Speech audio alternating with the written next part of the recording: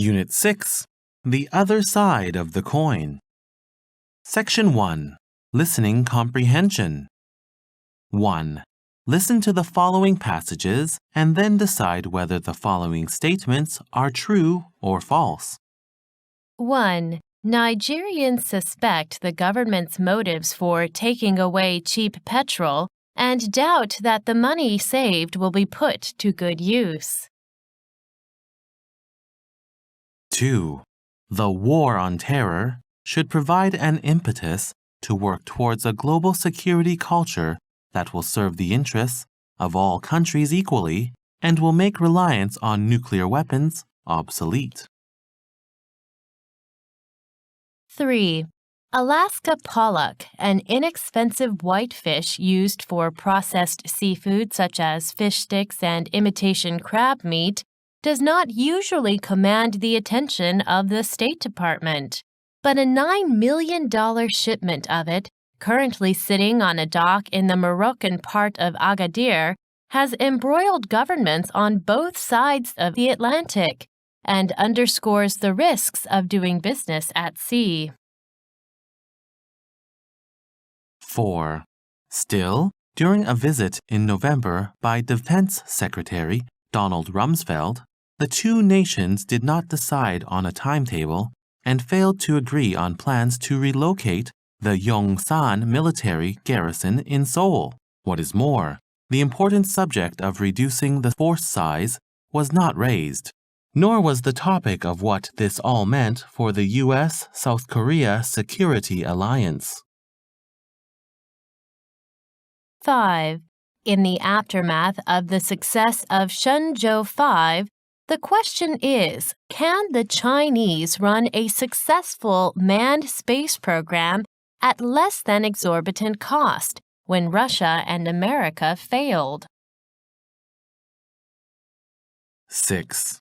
Japan tobacco's domestic market is now shrinking, not least thanks to successive tax hikes on cigarettes. In 1996 to 2001, the number of smokers in Japan, as a share of people aged 20 or over, fell from 27.1% to 24.4%. Japan Tobacco's domestic tobacco sales fell by 2.4% by volume in fiscal 2001 and by 3.5% last year. They will fall by a hefty 5.5% this year. 7. With the need to devise production methods, rewrite design and safety codes, encourage multiple sources of supply, and develop repair and maintenance procedures, it is no surprise that new materials such as engineering plastics, super-strength ceramics, or carbon fiber generally take 30 years to go from invention to commercial use. 8. Memory has come to be understood as more than simple associations. Evidence describes the structures that represent knowledge and meaning. Knowing how learners develop coherent structures of information has been particularly useful in understanding the nature of organized knowledge that underlies effective comprehension and thinking. 9. Key scientific findings have come from studies of people who have developed expertise in areas such as chess, physics, mathematics, electronics, and history. The examples are important not because all school children are expected to become experts in these or any other areas, but because the study of expertise shows what the results of successful learning look like. 10. Leaders of most of the Commonwealth's 54 countries gathered in Nigeria's capital, Abuja, minus the uninvited Robert Mugabe, Zimbabwe's president. In his own annual State of the Nation speech, Mr. Mugabe vowed to crack down on corruption and to curb inflation, currently officially 526%, but estimated to be much higher, through price controls. 2. Choose the one answer that best fits the meaning of the statement you have heard. 1. European foreign ministers meeting in Naples to thrash out the draft a European Union constitution settled few of the outstanding disputes. Joschka Fischer, Germany's foreign minister, declared that he was leaving Naples gloomier than he arrived.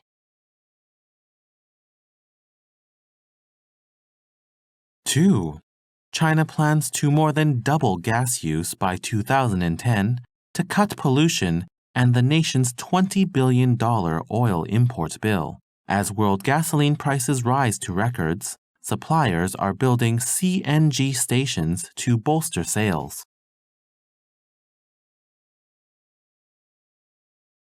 3. China, where respiratory disease is the #1 killer, is turning to natural gas because it produces fewer harmful emissions. Chinese oil companies are spending more than $7 billion to tap the nation's gas fields and pipe the fuel to cities such as Beijing and Shanghai.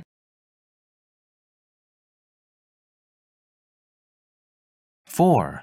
China's biggest oil fields, such as Daqing, have been in production for half a century or more, and their output is falling.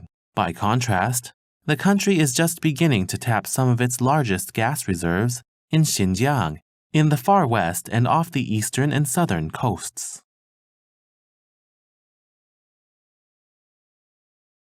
5. Afghanistan has yet to resolve its power struggles, and the resulting insecurity means that large portions of the country are off limits to aid workers.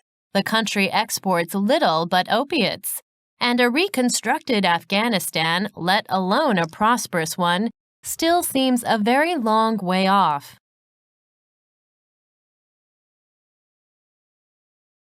6. Japan has the highest life expectancy in the world, one of the lowest birth rates, and accepts few immigrants, leaving a diminishing workforce paying for a rising number of pensioners.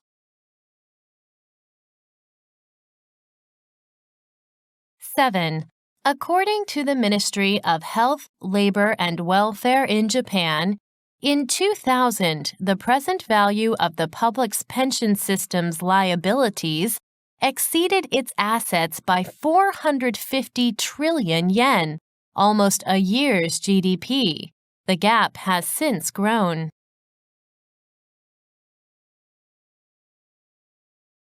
8. Poor investments have hobbled Japan's public pension funds, which may invest in shares and have often done so simply to prop up the stock market.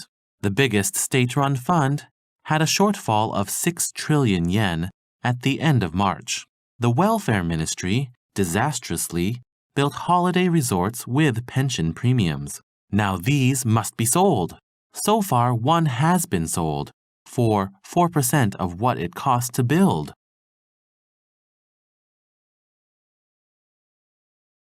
9. Not surprisingly, public mistrust is growing, which makes the sums worse. In the national pension scheme covering the self-employed, farmers, fishermen, and students, 37% of those supposed to contribute do not bother. Many fear the scheme will collapse before they retire.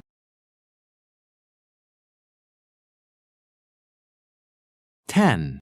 A new generation of South Korean leaders, backed by young voters, is more independent-minded and less beholden to the United States. They regard the United States less as the country that fought in the Korean War than as the country that backed past military dictators. Section 2. Reading. Car makers see the future in China. Prompt. 10 years ago, stories about China would rarely appear in major Western newspapers, but now you scarcely find them without reporting on China, especially on the business pages. The text is such a news report on the burgeoning Chinese car market. It is based on interviews with top executives of the major car makers in the global market. And that is why you find many big names here like Daimler Chrysler, General Motors, and Bayerische Motorenwerke, better known by its shorthand name, BMW. Amid much of the euphoria, the writer also sounded a cautious note, which makes his story more balanced.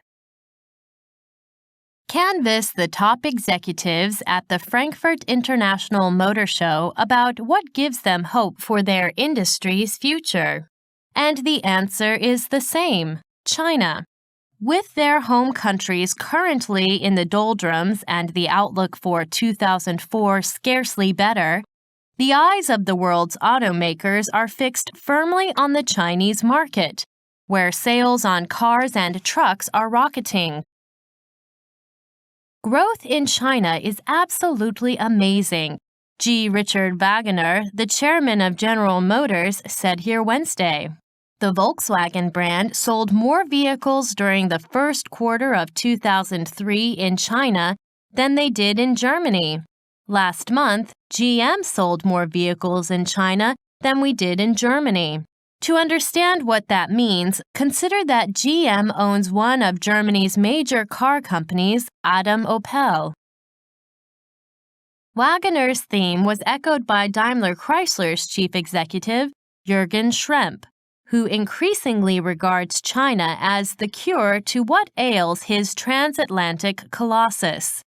China is also on the mind of BMW's chairman Helmut Panke, who likened his company's foray there to its landmark decision to open an assembly plant in Spartanburg, South Carolina in 1994. Automobile sales in China are growing at an annual rate of more than 50%, compared with about 3% in the United States and Europe.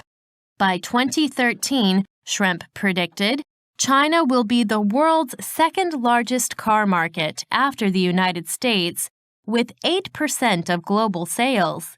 In trucks, where it already accounts for a quarter of worldwide demand, China will be the world's largest market within a decade.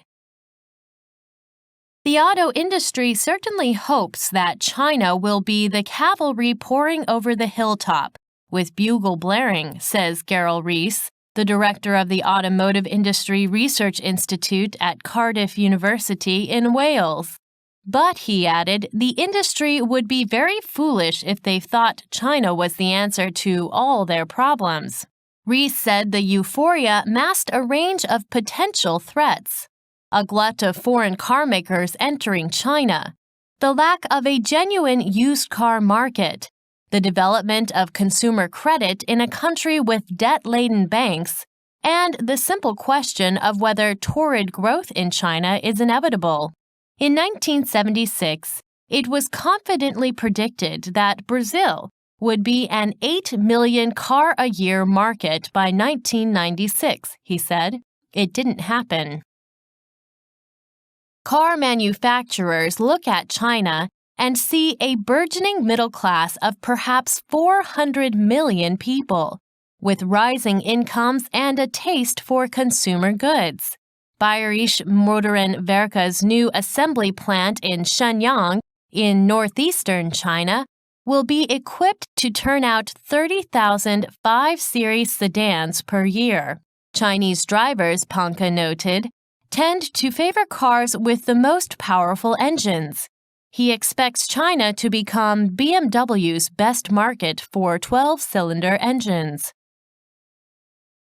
Daimler Chrysler signed an agreement Monday to produce its Mercedes-Benz C-Class and E-Class cars with a Chinese partner, Beijing Automotive Industry Holding. Mercedes also has a thriving business in China, importing its top-of-the-line S-Class sedans. Daimler Chrysler's investment in trucks in China may prove as important as its venture in cars.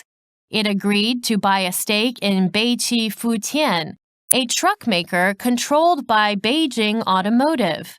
The venture, Cordis said, will allow Daimler Chrysler to produce a full range of commercial vehicles.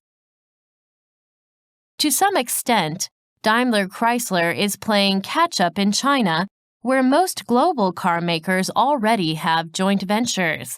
Volkswagen, an early entrant, controls nearly half the Chinese passenger car market. GM has a factory near Shanghai. Even Rolls-Royce has set up dealerships.